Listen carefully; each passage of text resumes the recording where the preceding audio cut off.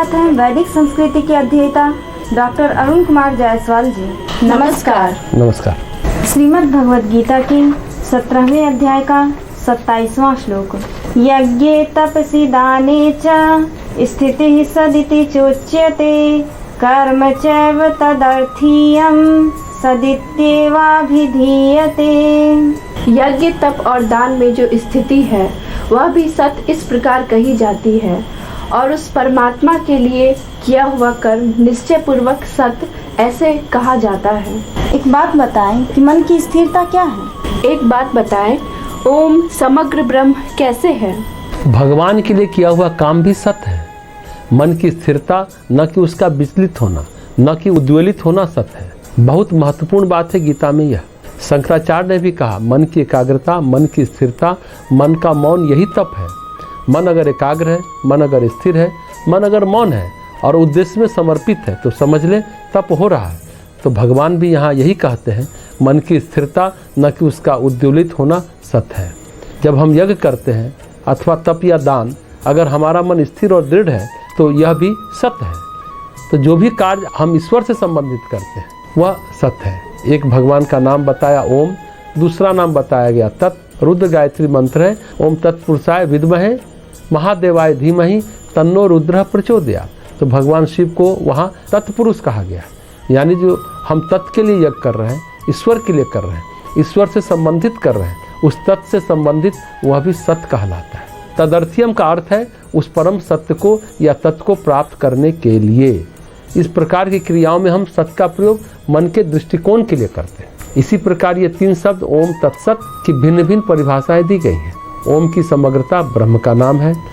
एक बार स्वामी रामकृष्ण परमहंस अपने गुरु तोतापुरी से महान शिक्षा प्राप्त कर समाधि में द्वैत जगत के परे मन को उठाने के लिए और इसे असीम में विलीन करने के लिए चले गए।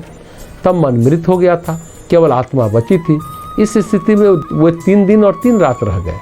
उनके गुरु उन्हें सामान्य करना चाहते थे। उस समय दक्षिणेश्वर काली कलकत्ता के उस कक्ष में उन्होंने जिन मंत्रों को बोला, उच्चारण किया, वह ओम तत्सत ही था। वही मंत्र था जो श्री रामकृष्ण के मन को नीचे साधारण भूमि पर ला सका। तो यह मंत्र है मन को उच्च स्थिति में ले जाने के लिए तथा उसे नीचे ले जाने के लिए। इस विधि से आध्यात्मिक विकास के विज्ञान में इस प्रकार की उपलब्धि होती है। सभी कर्म या कार्य जो तत्व को समर्पित है वह सत्य की उपलब्धि मानी जाती है। मूल बात क्या है? ओम प्रभु का नाम है, संपूर्ण ब्रह्म है, समग्र ब्रह्म है। उससे 2 शक्तियाँ निकलती हैं, तत्व और सत्य। तत्व जो है ईश्वर है, प्रभु की ब्रह्म की क्रिया शक्ति है। सत्य वो है जो हम करते हैं। उसके लिए और ठीक से समझने की कोशिश करें तो हम निराकार परमेश्वर है।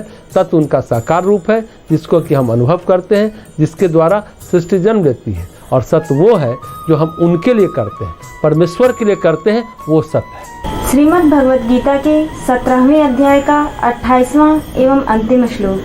अश्रद्धया हुतं दत्तं तपस्तप्तं कृतं च यत् असदित्युच्यते पार्थ न च तत्प्रेत्य नो इह। हे अर्जुन, बिना श्रद्धा के किया हुआ हवन, दिया हुआ दान एवं तपा हुआ तप और जो कुछ भी किया हुआ शुभ कर्म है वह समस्त असत इस प्रकार कहा जाता है। इसलिए वह ना तो इस लोक में लाभदायक है और ना मरने के बाद ही। एक प्रश्न है कि कैसा व्यक्ति कभी कोई महान उपलब्धि नहीं कर सकता? साथ ही हमें यह भी बताएं कि ईश्वर को हटा दिया जाए तो जीवन में क्या बच जाता है? हमें भी एक बात बताएं, सत रज तम को आश्चर्यजनक शक्ति क्यों कहा जाता है? क्या इन गुणों के आधार पर वैज्ञानिक अनुसंधान संभव है? भगवान कहते हैं, हे पार्थ, बिना श्रद्धा के जो कुछ भी यज्ञ किया जाता है, दिया जाता है, क्रिया की जाती है, तप किया जाता है, वह सब असत कहलाता है। वह यहाँ और यहाँ के बाद कुछ भी नहीं है।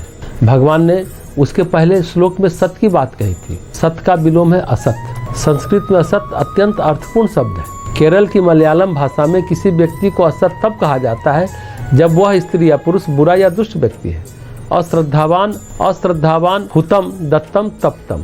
हवन दान तप जो भी श्रद्धा के बिना किया जाता है, हे अर्जुन, वह सब असत कहलाता है। ऐसा व्यक्ति कोई महान उपलब्धि नहीं कर सकता, न तो इस जीवन में और न भविष्य के अस्तित्व में। वह व्यक्ति पूर्णतः अपना रास्ता खो चुका है। यह क्रिया करने का असत प्रकार है। वह सत्य से दूर हो चुका है। यदि वह सत्य नहीं है तो फिर वह अर्थहीन अस्तित्व बन जाता है। यह एक महान पाठ है जो हमें सीखना है। रामकृष्ण परमहंस ने कहा था, एक शून्य का कोई मूल्य नहीं। आप 10 शून्य रखिए, उसका भी कोई मूल्य नहीं है, कोई अभिप्राय नहीं है। शून्य के पहले 1 रखिए, सब कुछ उजागर हो जाता है। तब प्रत्येक नया शून्य के मूल्य में बहुत सी वृद्धि कर देता है। इसी प्रकार तत्सत के आगे लग जाता है, फिर आप जो कुछ भी करते हैं वास्तव में अच्छा हो जाता है, अर्थपूर्ण हो जाता है। अतः 1 को पहले देखिए, फिर कितने भी शून्य रख सकते हैं। ऐसा ही हम लोग का जीवन होना चाहिए। रामकृष्ण परमहंस ने कहा, पहले ईश्वर, फिर सब कुछ, फिर सब अर्थपूर्ण। ईश्वर को हटा दीजिए, सब अर्थहीन हो जाता है, कुछ भी अर्थपूर्ण नहीं रह जाता है। शंकराचार्य ने उपनिषदों की टीका में भी कहा है, आप समस्त जगत में आत्मा को हटा लेते हैं तो जगत असत हो जाता है, फिर इसका कोई अस्तित्व नहीं रह जाता है। 1 को हटा दो तो शून्य पूर्णतः अर्थहीन हो जाता है। 1 को वापस रख दे तो प्रत्येक बात ठीक हो जाती है। इसलिए ईशावास्य उपनिषद का पहला श्लोक है, ईशावास्य मिदम सर्वम, अर्थात यह समस्त जगत ईश्वर से परिपूर्ण है। एक वास्तविकता जिसे ईश्वर या ब्रह्म कहते हैं व्याप्त है, इसी से जगत वास्तविक बनता है। एक की चेतना अनेकों के पीछे रखे तो अनेक अर्थपूर्ण हो जाते हैं। अंग्रेजी कवि हुए शेली, उन्होंने कहा, एक बना रहता है, अनेक बदलते और चले जाते हैं। हम इनका उदाहरण बार बार कई श्लोकों में दिए हैं, क्योंकि ये संदर्भ हमें अच्छे से समझ में फिर आता है। 1 को हटा दें तो अनेक बहुत से शून्य बन जाते हैं। इसलिए वेदांत इस पर बल देता है। स्त्री और पुरुषों को एक की तरफ जाना चाहिए, फिर अनेक को नए प्रकाश में पाएंगे। अनेक के पीछे उस एक को समझना चाहिए, फिर अनेक सौंदर्यपूर्ण और मनोहर हो जाते हैं। फिर कुछ भी त्याज नहीं रह जाता, क्योंकि वह एक जो विद्यमान है। यह समझ ही जीवन में सच्चा आनंद और उत्साह प्रदान करती है। वेदांत कहता है, लोगों के जीवन में आनंद बना रहे, वह लोगों के जीवन को रिक्त मानने के पक्ष में ही नहीं है। कोई रिक्तता में उत्साहित कैसे हो सकता है? उस अनेक रूप के पीछे एक ब्रह्म की महान वास्तविकता है और उसी पर बार बार बल दिया जाना चाहिए। यह 17वां अध्याय यहीं पर खत्म होता है, यहीं पर बात समाप्त होती है। पर ध्यान देने की बात है, व्यक्तित्व के 3 गुण पर्याप्त नहीं है। हमें तो प्रकृति के पार जाना है, त्रिगुणातीत होना है, यानी परमात्मा के घर में जाना है। तीनों गुणों के पार जाने पर पुरुष को अपने स्वरूप में प्रतिष्ठा मिलती है। तीनों गुणों के पार जाने को भगवान ने कहा मोक्ष संन्यास योग, यानी प्रकृति के तीनों गुणों के पार जाना, 3 गुणों को त्याग देना, प्रकृति के तीनों गुणों से उपराम हो लेना।